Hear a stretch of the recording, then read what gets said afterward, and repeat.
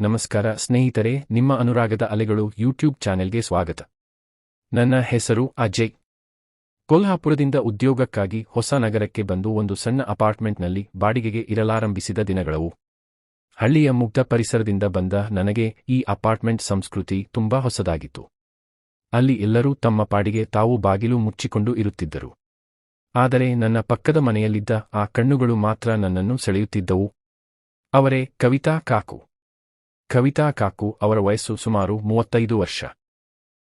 ನೋಡಲು ಅತ್ಯಂತ ಸುಂದರ, ಸಾಂಪ್ರದಾಯಿಕ ಸೀರೆಯಲ್ಲಿ ಅವರ ಮೃದುವಾದ ನಡಿಗೆ ಮತ್ತು ಮುಖದ ಮೇಲಿನ ಆ ಗಾಂಭೀರ್ಯ ಯಾರಿಗಾದರೂ ಗೌರವ ಮೂಡಿಸುವಂತಿತ್ತು. ಅವರ ಪತಿ ದೊಡ್ಡ ಉದ್ಯಮಿಯಾಗಿದ್ದರಿಂದ ಸದಾ ಬ್ಯುಸಿಯಾಗಿರುತ್ತಿದ್ದರು ಮತ್ತು ತಿಂಗಳಲ್ಲಿ 20 ದಿನ ಊರಲ್ಲೇ ಇರುತ್ತಿರಲಿಲ್ಲ. ಹೀಗಾಗಿ ಕವಿತಾ ಕಾಕು ಆ ವಿಶಾಲವಾದ ಮನೆಯಲ್ಲಿ ಸದಾ ಒಂಟಿಯಾಗಿಯೇ ಇರುತ್ತಿದ್ದರು. ಆರಂಭದಲ್ಲಿ ಕೇವಲ ತಲೆಯಾಡಿಸುವಷ್ಟೇ ಇದ್ದ ನಮ್ಮ ಪರಿಚಯ ಒಂದು ದಿನ ಬದಲಾಯಿತು. ಅಂದು ಭಾನುವಾರ ನನ್ನ ಮನೆಯಲ್ಲಿ ಗ್ಯಾಸ್ ಸಿಲಿಂಡರ್ ಖಾಲಿಯಾಗಿತ್ತು. ಚಹಾ ಕುಡಿಯದಿದ್ದರೆ ನನಗೆ ತಲೆನೋವು ಶುರುವಾಗುತ್ತಿತ್ತು. ಅನಿವಾರ್ಯವಾಗಿ ನಾನು ಧೈರ್ಯ ಮಾಡಿ ಕವಿತಾ ಕಾಕು ಅವರ ಮನೆ ಬಾಗಿಲು ತಟ್ಟಿದೆ. ಬಾಗಿಲು ತೆರೆದ ಕಾಕು ನನ್ನ ಸಮಸ್ಯೆಯನ್ನು ಕೇಳಿ ಮುದ್ದಾಗಿ ನಕ್ಕರು. ಅಜಯ್, ಅದಕ್ಕೇನೋ ಇಷ್ಟೊಂದು ಯೋಚನೆ ಮಾಡ್ತೀಯಾ? ಒಳಗಡೆ ಬಾ, ನಾನೂ ಒಬ್ಬಳೇ ಇದ್ದೇನೆ. ನಿನಗೂ ನನಗೂ ಸೇರಿಸಿ ಬಿಸಿ ಬಿಸಿ ಕಾಫಿ ಮಾಡ್ತೀನಿ ಎಂದರು. ಅವರ ಮನೆಯೊಳಗೆ ಕಾಲಿಟ್ಟಾಗ ಒಂದು ವಿಚಿತ್ರವಾದ ಸುಗಂಧವಿತ್ತು. ಸೋಫಾದ ಮೇಲೆ ಕುಳಿತಾಗ ಕವಿತಾ ಕಾಕು ಅಡುಗೆ ಮನೆಯಿಂದ ಕಾಫಿ ತಂದರು. ಕಾಫಿ ಕಪ್ ನೀಡುವಾಗ ಅವಳ ಮೃದುವಾದ ಬೆರಳುಗಳು ನನ್ನ ಕೈಗೆ ಸವರಿದವು. ಆ ಸ್ಪರ್ಶದಲ್ಲಿ ಪ್ರತಿದಿನ ಇರದ ಒಂದು ಹೊಸ ರೋಮಾಂಚನವಿತ್ತು. ನಾವು ಸುಮಾರು 1 ಗಂಟೆ ಮಾತನಾಡಿದೆವು. ಅವರ ಮಾತುಗಳಲ್ಲಿ ವರ್ಷಗಳಿಂದ ಅಡಗಿದ್ದ ಒಂಟಿತನದ ನೋವು ಎದ್ದು ಕಾಣುತ್ತಿತ್ತು. ದಿನಗಳು ಉರುಳಿದಂತೆ ನಾನು ಕಾಕು ಅವರಿಗೆ ತರಕಾರಿ ತರುವುದು, ಬ್ಯಾಂಕ್ ಕೆಲಸ ಮಾಡಿಕೊಡುವುದು, ಹೀಗೆ ಸಣ್ಣ ಪುಟ್ಟ ಸಹಾಯ ಮಾಡುತ್ತಿದ್ದೆ. ಅವರಿಗೂ ನನ್ನ ಮೇಲೆ ನಂಬಿಕೆ ಮತ್ತು ಒಂದು ರೀತಿಯ ಪ್ರೀತಿ ಬೆಳೆದಿತ್ತು. ಅದೊಂದು ಕತ್ತಲೆಯ ಚಳಿಗಾಲದ ರಾತ್ರಿ. ಹೊರಗೆ ಜೋರಾಗಿ ಗಾಳಿ ಬೀಸುತ್ತಿತ್ತು. ಹಠಾತ್ತನೆ ಅಪಾರ್ಟ್ಮೆಂಟ್ನ ಪವರ್ ಕಟ್ ಆಯಿತು. ಇಡೀ ಬಿಲ್ಡಿಂಗ್ ಕತ್ತಲಲ್ಲಿ ಮುಳುಗಿತು. ನನ್ನ ರೂಮ್ನಲ್ಲಿ ಮೇಣದ ಬತ್ತಿ ಇರಲಿಲ್ಲ, ಮೊಬೈಲ್ ಬ್ಯಾಟರಿಯೂ ಮುಗಿಯುತ್ತಾ ಬಂದಿತ್ತು. ಅಷ್ಟರಲ್ಲೇ ನನ್ನ ಬಾಗಿಲು ತಟ್ಟುವ ಸದ್ದು ಕೇಳಿಸಿತು. ನಾನು ಬಾಗಿಲು ತೆರೆದಾಗ ಕವಿತಾ ಕಾಕು ಕೈಯಲ್ಲಿ ಒಂದು ಮೇಣದ ಬತ್ತಿ ಹಿಡಿದು ನಿಂತಿದ್ದರು. ಗಾಳಿಯ ತಂಪಿಗೆ ಅವರು ಸಣ್ಣದಾಗಿ ನಡುಗುತ್ತಿದ್ದರು. ಅಜಯ್, ಮನೆಯಲ್ಲಿ ತುಂಬಾ ಕತ್ತಲೆಯಾಗಿದೆ, ಒಂಟಿಯಾಗಿರಲು ಹೆದರಿಕೆಯಾಗುತ್ತಿದೆ. ದಯವಿಟ್ಟು ನನ್ನ ಮನೆಗೆ ಬರ್ತೀಯಾ ಎಂದರು ಮೆಲುದನಿಯಲ್ಲಿ. ನಾನು ತಕ್ಷಣ ಒಪ್ಪಿ ಅವರ ಮನೆಗೆ ಹೋದೆ. ಕತ್ತಲೆಯ ಕೋಣೆಯಲ್ಲಿ ಮೇಣದ ಬತ್ತಿಯ ಸಣ್ಣ ಬೆಳಕು ಅವರ ಸುಂದರ ಮುಖದ ಮೇಲೆ ಬಿದ್ದಾಗ ಅವರು ಮತ್ತಷ್ಟು ಆಕರ್ಷಕವಾಗಿ ಕಾಣುತ್ತಿದ್ದರು. ಸೋಫಾದ ಮೇಲೆ ನಾವಿಬ್ಬರೂ ಹತ್ತಿರ ಕುಳಿತೆವು. ಚಳಿ ಜಾಸ್ತಿಯಾಗಿದ್ದರಿಂದ ಕಾಕು ನನ್ನ ಕಡೆಗೆ ಸರಿದು ಕುಳಿತರು. ನನ್ನ ಎದೆಬಡಿತ ಜೋರಾಯಿತು. ನಾನು ಮೆಲ್ಲನೆ ನನ್ನ ಕೈಯನ್ನು ಅವರ ಹೆಗಲ ಮೇಲೆ ಇಟ್ಟೆ. ಕವಿತಾ ಕಾಕು ನನ್ನನ್ನು ತಡೆಯಲಿಲ್ಲ, ಬದಲಿಗೆ ತಮ್ಮ ತಲೆಯನ್ನು ನನ್ನ ಎದೆಯ ಮೇಲೆ ಇಟ್ಟು ನಿಟ್ಟುಸಿರು ಬಿಟ್ಟರು. ಅವರ ಬಿಸಿಯಾದ ಶ್ವಾಸ ನನ್ನ ಕುತ್ತಿಗೆಗೆ ತಾಗುತ್ತಿತ್ತು. ವರ್ಷಗಳ ಒಂಟಿತನ ಮತ್ತು ಈ ಚಳಿಯ ರಾತ್ರಿಯ ಮಾದಕತೆ ಇಬ್ಬರನ್ನೂ ಹತ್ತಿರ ತಂದಿತು.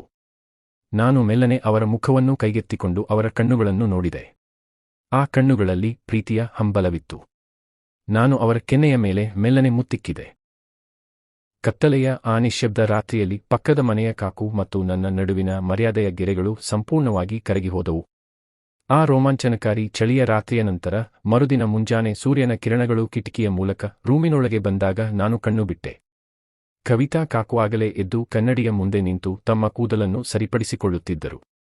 ಅವರ ಮುಖದಲ್ಲಿ ಒಂದು ವಿಚಿತ್ರವಾದ ನಾಚಿಕೆ ಇತ್ತು, ಆದರೆ ಅದೇ ಸಮಯದಲ್ಲಿ ಕಣ್ಣುಗಳಲ್ಲಿ ಸಣ್ಣದೊಂದು ಆತಂಕವೂ ಎದ್ದು ಕಾಣುತ್ತಿತ್ತು. ನಾನು ಎದ್ದ ತಕ್ಷಣ ಅವರು ನನ್ನ ಕಡೆ ತಿರುಗಿ ಮುದ್ದಾಗಿ ನಕ್ಕರು, ಆದರೆ ಅವರ ಧ್ವನಿಯಲ್ಲಿ ಗಂಭೀರತೆಯಿತ್ತು. ಅಜಯ್, ನಿನ್ನೆ ರಾತ್ರಿ ನಡೆದದ್ದು ನಮ್ಮಿಬ್ಬರ ಬದುಕಿನ ಅತ್ಯಂತ ಸುಂದರ ಕ್ಷಣ. ಆದರೆ ಇದು ಸಮಾಜಕ್ಕೆ ಗೊತ್ತಾದರೆ ಇಬ್ಬರ ಮಾನವೂ ಹರಾಜಾಗುತ್ತದೆ. ನನ್ನ ಪತಿ ಮುಂದಿನ ವಾರ ಊರಿಂದ ಮರಳಿ ಬರುತ್ತಿದ್ದಾರೆ. ಅವರ ಆ ಮಾತು ಕೇಳಿ ನನ್ನ ಹೃದಯ ಒಂದು ಕ್ಷಣ ನಡುಗಿತು. ಹಳ್ಳಿಯಿಂದ ಬಂದ ನನಗೆ ನಗರದ ಈ ರಹಸ್ಯ ಬದುಕಿನ ಜವಾಬ್ದಾರಿ ಮತ್ತು ಸಮಾಜದ ಭಯ ಒಟ್ಟಿಗೆ ಎದುರಾಯಿತು.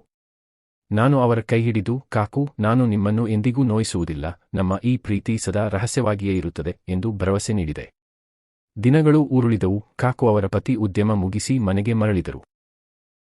ಈಗ ನಾನು ಮೊದಲಿನಂತೆ ಮುಕ್ತವಾಗಿ ಅವರ ಮನೆಗೆ ಹೋಗಲು ಸಾಧ್ಯವಿರಲಿಲ್ಲ. ದೂರದಿಂದಲೇ ಕಿಟಕಿಯ ಮೂಲಕ ಪರಸ್ಪರ ನೋಡಿಕೊಳ್ಳುತ್ತಾ ಸಮಾಧಾನಪಟ್ಟುಕೊಳ್ಳುತ್ತಿದ್ದೆವು. ಕೇವಲ ದೈಹಿಕ ಆಕರ್ಷಣೆಯಷ್ಟೇ ನಮ್ಮ ಸಂಬಂಧವಾಗಿರಲಿಲ್ಲ, ಕಾಕು ನನ್ನ ಬದುಕಿನ ಪ್ರತಿ ಹೆಜ್ಜೆಯಲ್ಲೂ ಮಾರ್ಗದರ್ಶಕಿಯಾಗಿದ್ದರು. ನನ್ನ ಉದ್ಯೋಗದ ಮೊದಲ ಪ್ರಮೋಷನ್ ಸಂದರ್ಶನದಲ್ಲಿ ನಾನು ವಿಫಲನಾಗಿ ರೂಮ್ನಲ್ಲಿ ಬೇಸರದಿಂದ ಕುಳಿತಿದ್ದಾಗ ಕಾಕು ಅವರ ಪತಿ ಹೊರಗೆ ಹೋದ ಸಮಯ ನೋಡಿ ಅವರು ನನಗಾಗಿ ಬಿಸಿ ಬಿಸಿ ಹಲ್ವಾ ಮಾಡಿಕೊಂಡು ನನ್ನ ಕೋಣೆಗೆ ಬಂದರು. ಜೀವನದಲ್ಲಿ ಬರುವ ಪ್ರತಿಯೊಂದು ಬಿರುಗಾಳಿಗೂ ಧೃತಿಗೆಡಬಾರದು. ಕೆಲವು ಬಿರುಗಾಳಿಗಳು ನಮ್ಮ ಮುಂದಿನ ದಾರಿಯನ್ನು ಸ್ವಚ್ಛ ಮಾಡಲು ಬರುತ್ತವೆ. ಕವಿತಾ ಕಾಕು ಹೇಳಿದ ಆ ಮಾತು ನನ್ನಲ್ಲಿ ಹೊಸ ಚೈತನ್ಯ ಮೂಡಿಸಿತು.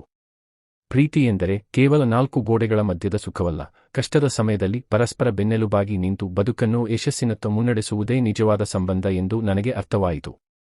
ಕಾಕು ನೀಡಿದ ಸ್ಫೂರ್ತಿಯಿಂದ ನಾನು ಹಗಲಿರುಳು ಕಷ್ಟಪಟ್ಟು ಕೆಲಸ ಮಾಡಿದೆ ಮತ್ತು ಕಂಪನಿಯಲ್ಲಿ ಬೆಸ್ಟ್ ಎಂಪ್ಲಾಯ್ ಪ್ರಶಸ್ತಿ ಪಡೆದೆ. ಎಲ್ಲವೂ ಚೆನ್ನಾಗಿಯೇ ನಡೆಯುತ್ತಿತ್ತು. ಆದರೆ ಒಂದು ದಿನ ವಿಧಿ ನಮ್ಮಿಬ್ಬರ ತಾಳ್ಮೆಯನ್ನು ಪರೀಕ್ಷಿಸಲು ಮುಂದಾಯಿತು. ಅಂದು ಶನಿವಾರ ಸಂಜೆ ಕಾಕು ಅವರ ಪತಿ ಹಠಾತ್ತನೆ ಊರಿಗೆ ಹೋಗಬೇಕಾಗಿ ಬಂತು. ರಾತ್ರಿ 10 ಗಂಟೆಗೆ ಕಾಕು ನನ್ನನ್ನು ತಮ್ಮ ಮನೆಗೆ ಕರೆದರು. ನಾವಿಬ್ಬರೂ ಹಜಾರದಲ್ಲಿ ಕುಳಿತು ಹರಟೆ ಹೊಡೆಯುತ್ತಿದ್ದಾಗ ಅಚಾನಕ್ಕಾಗಿ ಮನೆಯ ಮುಖ್ಯ ಬಾಗಿಲು ತಟ್ಟುವ ಸದ್ದು ಜೋರಾಗಿ ಕೇಳಿಸಿತು. ಕಾಕು ಅವರ ಪತಿ ತಮ್ಮ ಫ್ಲೈಟ್ ಮಿಸ್ ಆಗಿದ್ದರಿಂದ ವಾಪಸ್ ಬಂದಿದ್ದರು. ಕವಿತಾ ಕಾಕು ಮುಖದ ರಕ್ತವೆಲ್ಲ ಹಿಂಡಿದಂತಾಯಿತು. ನಾನು ಸಿಕ್ಕಿಬಿದ್ದರೆ ಇಬ್ಬರ ಬದುಕು ನಾಶವಾಗುತ್ತಿತ್ತು. ಕತ್ತಲೆಯಲ್ಲೇ ನಾನು ಕಾಕು ಅವರ ಮಲಗುವ ಕೋಣೆಯ ಬೆಡ್ನ ಕೆಳಗೆ ಅಡಗ ಕುಳಿತುಕೊಂಡೆ. ಬಾಗಿಲು ತೆರೆದ ಕಾಕು ಅವರ ಪತಿ ಒಳಗೆ ಬಂದು ನೇರವಾಗಿ ಬೆಡ್ರೂಮ್ನ ಕಡೆಗೆ ಹೆಜ್ಜೆ ಹಾಕಿದರು. ಕಾಕು ಅವರ ಪತಿ ಸುರೇಂದ್ರ ಅವರು ರೂಮಿನೊಳಗೆ ಬರುತ್ತಿದ್ದಂತೆ ಬೆಡ್ ಕೆಳಗೆ ಅಡಗಿದ್ದ ನನ್ನ ಹೃದಯದ ಬಡಿತ 100ರ ವೇಗದಲ್ಲಿ ಓಡಲಾರಂಭಿಸಿತು.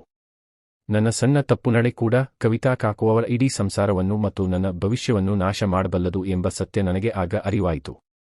ಸುರೇಂದ್ರ ಅವರು ಬೆಡ್ ಮೇಲೆ ಬಂದು ಕುಳಿತುಕೊಂಡರು.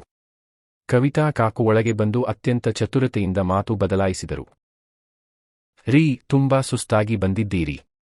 ಬಟ್ಟೆ ಬದಲಾಯಿಸಿ ಕೈಕಾಲು ತೊಳೆದುಕೊಂಡು ಬನ್ನಿ, ನಾನು ನಿಮಗಾಗಿ ಬಿಸಿ ಬಿಸಿ ಚಹಾ ಮತ್ತು ತಿಂಡಿ ತರ್ತೇನೆ ಎನ್ನುತ್ತಾ ಅವರನ್ನು ಅಡುಗೆ ಮನೆಯ ಕಡೆಗೆ ಕರೆದೊಯ್ದರು. ಅವರಿಬ್ಬರೂ ಅಡುಗೆ ಮನೆಗೆ ಹೋದ ಆ ಕೆಲವು ಸೆಕೆಂಡುಗಳ ಸುವರ್ಣಾವಕಾಶವನ್ನು ಬಳಸಿಕೊಂಡು ನಾನು ಮೆಲ್ಲನೆ ಬೆಡ್ ಕೆಳಗಿನಿಂದ ಹೊರಬಂದು ಮುಖ್ಯ ಬಾಗಿಲಿನ ಮೂಲಕ ಯಾರಿಗೂ ತಿಳಿಯದಂತೆ ನನ್ನ ರೂಮಿಗೆ ಓಡಿ ಬಂದೆ. ನನ್ನ ರೂಮಿಗೆ ಬಂದು ಬಾಗಿಲು ಹಾಕಿಕೊಂಡಾಗಷ್ಟೇ ನನಗೆ ಜೀವ ಮರಳಿ ಬಂದಂತಾಯಿತು. ಆ ರಾತ್ರಿ ನನಗೆ ದೊಡ್ಡ ಪಾಠ ಕಲಿಸಿತ್ತು. ಆ ಘಟನೆಯ ನಂತರ ನಾವಿಬ್ಬರೂ ತುಂಬಾ ಗಂಭೀರವಾಗಿ ಆಲೋಚಿಸಿದೆವು. ಇಂತಹ ರಹಸ್ಯ ಮತ್ತು ಸಮಾಜಕ್ಕೆ ಹೆದರುವ ಸಂಬಂಧದಲ್ಲಿ ಮುಂದುವರಿದರೆ ಅದು ಇಬ್ಬರಿಗೂ ಅಪಾಯಕಾರಿ ಎಂದು ನಾವಿಬ್ಬರೂ ಒಪ್ಪಿಕೊಂಡೆವು. ದೈಹಿಕ ಆಕರ್ಷಣೆಗಿಂತಲೂ ನಮ್ಮ ನಡುವಿನ ಗೌರವ ಮತ್ತು ಸ್ನೇಹ ದೊಡ್ಡದಾಗಿತ್ತು. ನಾವು ಪರಸ್ಪರ ಭೇಟಿಯಾಗಿ ನಮ್ಮ ಪ್ರೀತಿಯನ್ನು ಕೇವಲ ರಹಸ್ಯ ಭೋಗಕ್ಕೆ ಸೀಮಿತಗೊಳಿಸದೆ ಬದುಕಿನ ಪರಸ್ಪರ ಏಳಿಗೆಗಾಗಿ ಬಳಸಿಕೊಳ್ಳಲು ನಿರ್ಧರಿಸಿದೆವು. ಇಲ್ಲಿ ಮತ್ತೊಂದು ಸುಂದರ ಮರಾಠಿ ಸುವಿಚಾರ ನಮ್ಮ ಬದುಕಿಗೆ ದಾರಿಯಾಯಿತು. ಯಾವ ಸಂಬಂಧಕ್ಕೆ ಅಧಿಕೃತ ಹೆಸರಿರುವುದಿಲ್ಲವೋ ಅಲ್ಲಿ ನಂಬಿಕೆ ಮತ್ತು ಪರಸ್ಪರ ಗೌರವದ ಗೋಡೆ ಅತ್ಯಂತ ಗಟ್ಟಿಯಾಗಿರಬೇಕಾಗುತ್ತದೆ.